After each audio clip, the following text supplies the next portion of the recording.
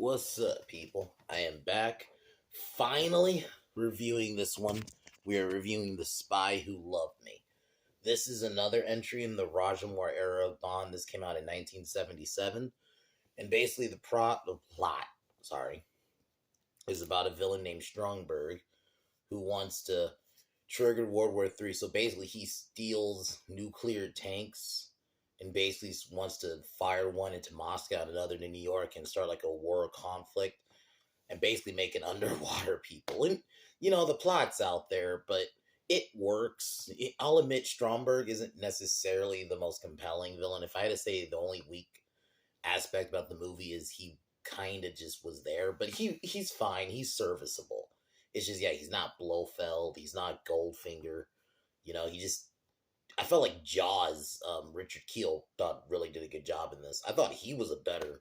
He felt like he had more presence than Stromberg, but he's serviceable. Anya plays a Triple X. I think that's her name. That sounds like a porno name. I'm not gonna lie, but the actress who plays her, goddamn, she pretty. Like it's like an old school beauty. And she's a spy for Russia, and she has to get. They basically have to get this thing that is this tracker in Egypt. I like the Egypt setting. That's the one thing I always love about the movies is the setting. What exotic place are we going today?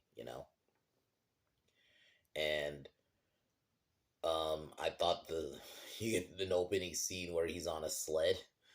You get another sled, a ski. You get another ski situation like in the open, like in George Lazenby's movie. So I do like that, and the action's fun. It's still classic Bond. It's not the most amazing film. It's definitely more of like if I had to.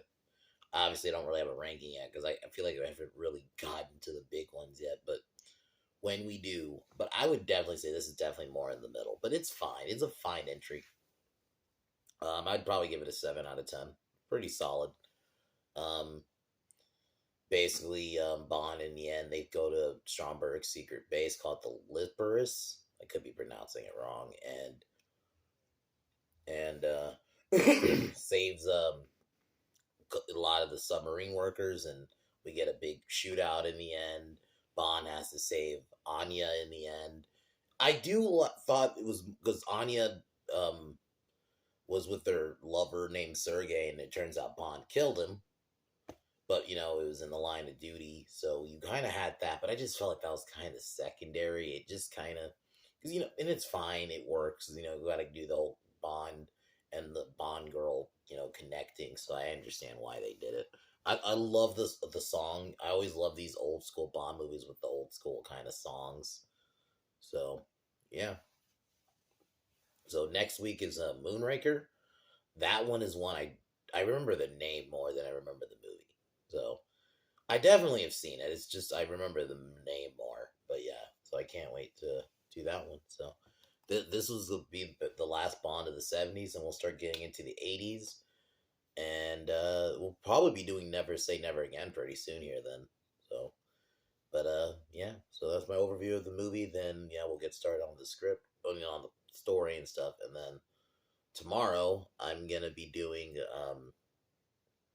a review, not a review. I'm gonna do my movie pitch for Marvel, my second part, because I have some more ideas, because I just think Marvel is just such an untapped potential, and they have just fucked it. So I want to give more of my ideas. So we'll be doing, and I kind of want to give more in depth stuff, kind of what I mentioned in the first one, but I kind of give more in depth a little bit. So I'll be doing that tomorrow. But other than that, let's get started here.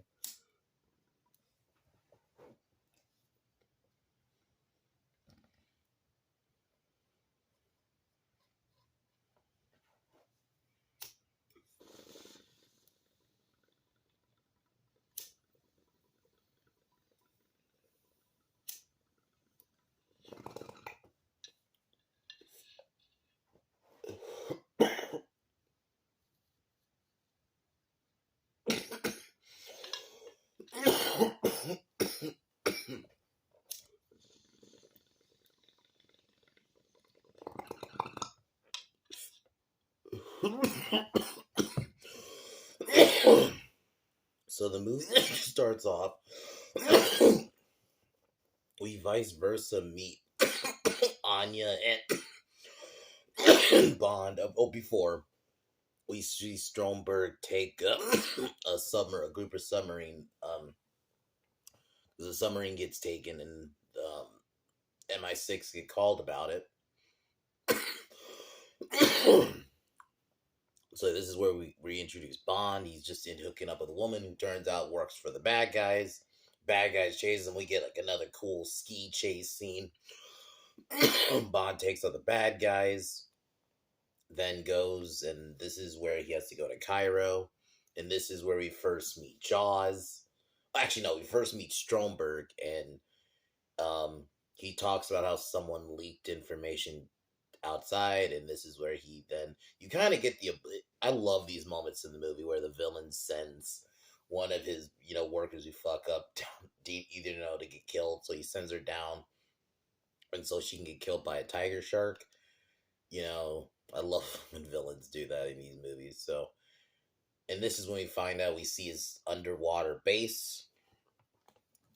So Bond then gets, briefed on the mission, and then he goes to Cairo. And while there, he encounters Anya. They reluctantly work together after Jaws kills the guy that originally is supposed to give them this tracker thing, and so they reluctantly work together. We get a first encounter with Bond and Jaws, but they manage to get away, and then they have to work together to stop, because we find out that Stromberg's real plan is he wants to cause World War III, so he's gonna take tanks and kind of make the country start like not trusting each other. That the other problem, and for me, these movies it works is you could say, oh, it's kind of a rehash of it because there's another villain that did somewhat a similar thing in another Bond movie for sure, but it's fine. Like at the end of the day, we're just here to see the cool tech. Like the cool tech in this is we get Bond has this cool like Ferrari looking car, but actually is also like can go underwater. And I actually thought it for 1977 it looked fine. You know, so they this is where we get Bond. You get the moment where Bond meets Stromberg, and um throughout the actually before this, America and Russia end up having to work together so they can find the missing subs. Oh, not America, the British and Russia do like a temporary alliance, and um, this is where uh, Bond and Anya go undercover as a couple, and throughout the film, they're starting to kind of get into it. One night, Jaws attacks them I think they're like on a train, and yeah, Jaws attacks them. We get kind of a funny fight scene. Bond ends up, getting rid of Jaws temporarily. Then this is where Anya finds out that it was Bond who killed her husband because her husband died in Austria. Um,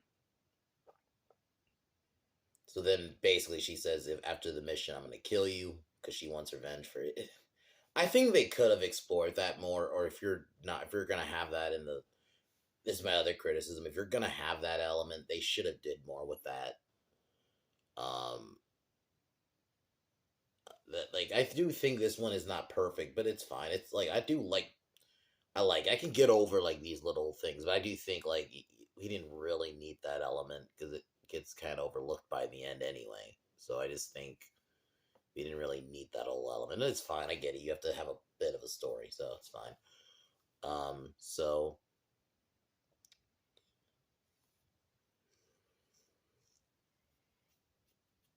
they then attempt to storm uh um Isparis, but they end up getting captured. And The movie does go quick. It's 2 hour movie, but it doesn't feel like 2 hours. So they end up getting captured. Everybody does, and you have the meeting of the bad guy and Bond, and Bond, but Stromberg ends up taking Anya with him, and he basically plans on having he has a missile, a submarine at Moscow and then one at New York, so they're gonna fire at each other and basically start a World War III, and he can build a new civilization, generic bad guy stuff, and it works for this movie. So Bond ends up getting free and freeing everybody, freeing the other um, soldiers, and we get a big gun battle and a big fight in the end. And you get a moment where Bond I actually really like this moment in the movie where Bond has to get like this thing out of a nuke, like I think it's like the detonator. He has to get that out of it slowly without he has to get it out really slowly before it blows up. And yeah, I thought it was a pretty fun scene. And yeah, so Bond ends up doing that because he has to use it to blow up the boat because the Icarus is heavily armored because he has to go try to save Anya. So he does that while everybody else tries to get out. He ends up saving Anya, killing Stromberg. He kills him pretty brutally. It looks like so he ends up killing him, and then saves Anya. They get confronted by Jaws. Bond seemingly takes out Jaws, and because he uses a magnet on his teeth, and then he gets dropped in the shark pit, and he ends up actually killing the shark, which is pretty funny. But Bond and Anya get out. Then it ends up. Then Bond redirects the nukes to fire at the missiles to fire at the submarines instead. So he ends up doing that, and then they manage to get out in an escape pod. Bond and Anya, hook up, and I thought this was pretty funny when they get onto shore, and you just see their superiors looking, and they're all just snuggled and hooking up. It's pretty funny, and then they close the thing, the curtains in the end. Yeah, it's pretty fun. It's a pretty awesome movie. It's a fun one. I'm having fun going back and watching these movies. I'll admit, yeah, some of them aren't gonna always be bangers. Yeah, not everyone's gonna be Goldfinger, but I think we'll get there.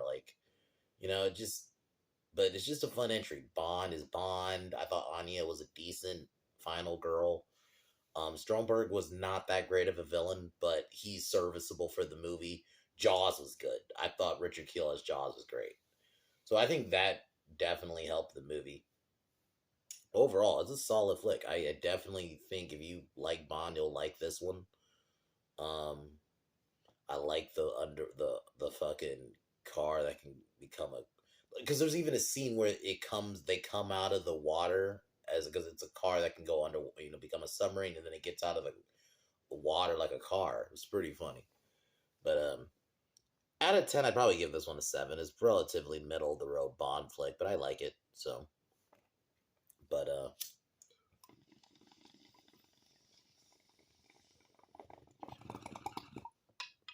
tomorrow I am my movie pitch. My Marvel movie pitch second part. I feel like I got more to say about that. So I'll be doing that tomorrow. But other than that, this was a solid entry in the franchise. Talk to y'all tomorrow. Peace.